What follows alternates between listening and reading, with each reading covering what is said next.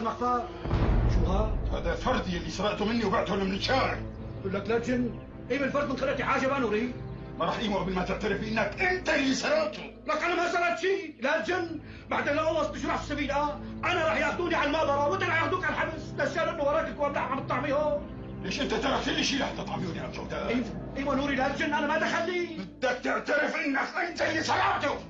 لك يا اخي ايش كان هذا الشيء بريحك؟ خلص انا اللي سرقته، منيح هيك. ليش يا سيدي ليش؟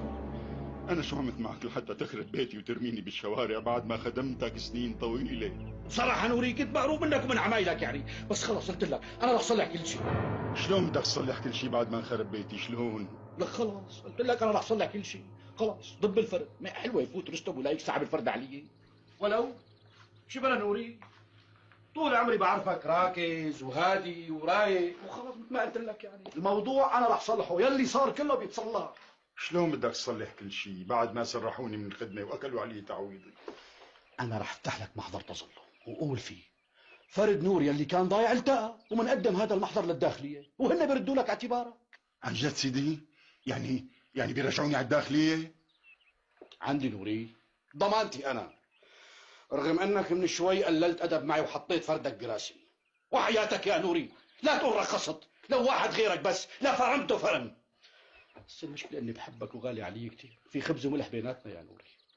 هات شاي، هاتوا شاي يا ابني. طمني سيدي، شو صار معك؟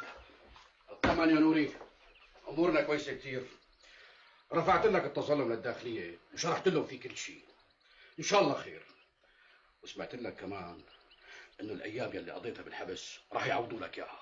عن جد سيدي؟ والله ما عم اصدق اداني. صدق نوري صدق، انا ابو جودات. الله يصلحك يا سيدي، يعني كان ضروري تبهدلني هالبهدله هي. انت الحق عليك، انت كبرت راسك معي وحطيت نارك من نقري، شبه نسيان هدول اني دافع دم قلبي لحتى وصلت له، مو ببلاش.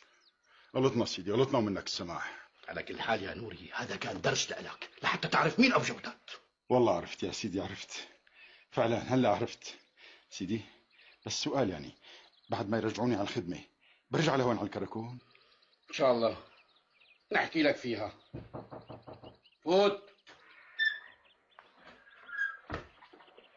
احترامي سيدي. اهلين يا رستم، شو صار معكم؟ رحتوا على الاسبيتال وشفتوا له ابساطور وعرفتوا منه مين يلي ضربه بالسكين؟ ايه سيدي، رحنا وحققنا معه، وقال اللي ضربه بالسكين واحد له معه تار قديم. وعرفتوا شو اسمه؟ اعطانا اسمه سيدي. بتروحوا بتشحطوا شحطوا بتجيبوه لهون لهذا الحيوان، بتفهموه انه هاي دوله فيها قانون وفيها نظام وفيها امن، فهمان؟ حاضر سيدي.